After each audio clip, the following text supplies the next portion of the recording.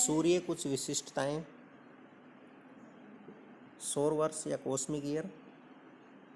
हमारा सूर्य हमारे आकाशगंगा मंदाकिनी के मध्यवर्ती घूर्णनशील भुजा में अवस्थित है। यह पृथ्वी की भांति अपने मंदाकिनी की परिक्रमा 250 मिलियन अर्थात 25 करोड़ वर्ष में करता है। इस अवधि को सौर वर्ष या कॉस्मिक ईयर कहते हैं।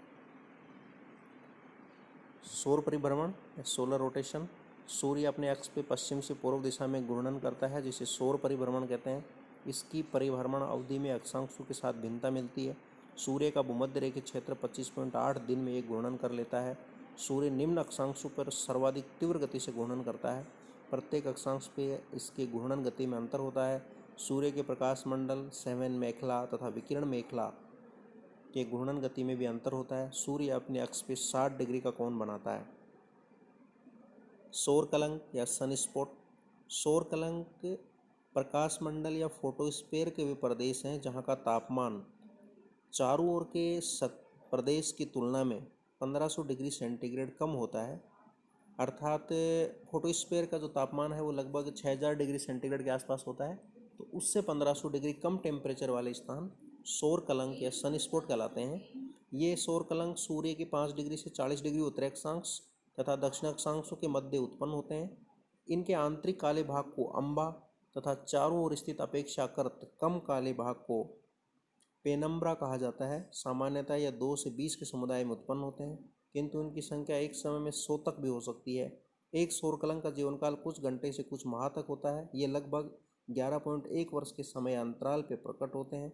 इसे सौर चक्र की संज्ञा भी दी जाती है। सौर कलंक के समय में चुंबकीय क्षेत्र लगभग 100 से 4000 गैस होता है। इसकी समाप्ति होते ही चुंबकीय क्षेत्र ध्रुवों की तरफ फैल जाता है।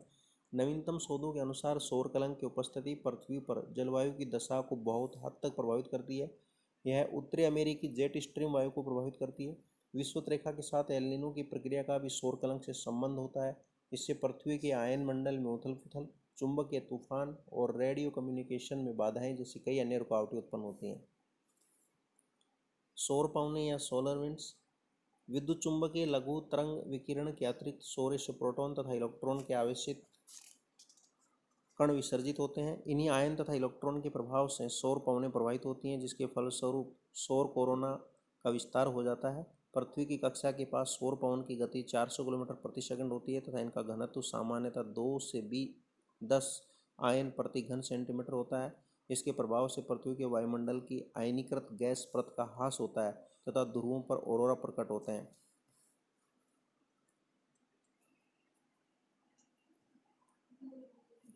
Radio fade out.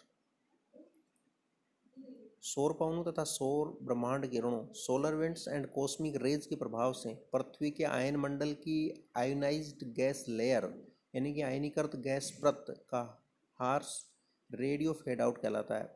हम पृथ्वीवासी सौर पवनों तथा सौर ब्रह्मांड किरणों से पृथ्वी के वायुमंडल में चुंबकीय क्षेत्र द्वारा सुरक्षित हैं, क्योंकि सूर्य से निकले ये आवेशित कण पृथ्वी के चुंबकीय क्षेत्र द्वारा पकड़ लिए जाते हैं और पृथ्वी के चुंबकीय ध्रुवों की तरफ डिफ्लेक्ट कर दिए जाते हैं। अत्यधिक शक्तिशाली कण पृथ्वी के ऊपरी वायुमंडल में भूमध्य रेखीय प्रदेश पर आते हैं। यह वायु के अणु से प्रतिक्रिया करते हैं तथा पृथ्वी की सतह तक नहीं पहुंच पाते, किंतु ये आयन मंडल की आयनीकृत गैस को क्षति पहुंचाते हैं। ऑरोरा, अंतरिक्ष से आने वाली कॉस्मिक रेज यानी ब्रह्मांड किरणों, सौर पवनों तथा पृथ्वी के चुंबकीय प्रभावों के बीच घर्षण के कारण पृथ्वी के चुंबकीय ध्रुवों के ऊपर एक चमक उत्पन्न होती है, जिसे ऑरोरा कहते हैं। इन ध्रुवीय ज्योतियों की उत्पत्ति आयन मंडल में होती है। जब यह चमक उत्तरी भूचुंबकीय ध्रुव के ऊपर होती है तो यह ऑरोरा बोरियलिस, और दक्षिणी भूचुंबकीय ध्रुव के ऊपर होती है तब ऑरोरा ऑस्ट्रेलिस कहा जाता है। यह चमक 75 से 300 किलोमीटर की ऊंचाई पर होती है। ये मध्य तथा उच्च अक्षांशों से रात में दिखते हैं। इन ध्रुवीय ज्योतियों की उत्पत्ति के रहस्य जानने के लिए 17 फरवरी 2007 को फ्लोरिडा स्थित केप कैनेवेरल से थीमिस अर्थात time history of events and macroscale interactions during substorms अंतरिक्ष मिशन का सफल प्रमोशन किया गया था। यह नासा का प्रथम 5 उपग्रह मिशन है, जिसका उद्देश्य ध्रुवीय ज्योतियों के कारक, संरचना, प्रबलता, इंटरैक्ट तथा स्थानीय बाधाओं और परिवर्तनों में इनकी भूमिका आदि का अध्ययन करना है। अंतरिक्ष विज्ञानी विसिलिस एंजेलोपोलिस के नेतृत्व में वैज्ञानिकों को दल ने थिमिस प्रदत्त आंकड़ों का विश्लेषण कर रिसर्च पेपर को 24 जुलाई 2008 को प्रकाशित किया। रिसर्च में स्पष्ट किया गया कि चुंबकीय पुनर्संयोजन ऑरोरा के प्रेरक तत्व हैं और यह घटना पृथ्वी से 12,000 किलोमीटर दूर घटित होती है, अर्थात चमकदार स्थिति पृथ्वी से अपेक्षाकृत दूर।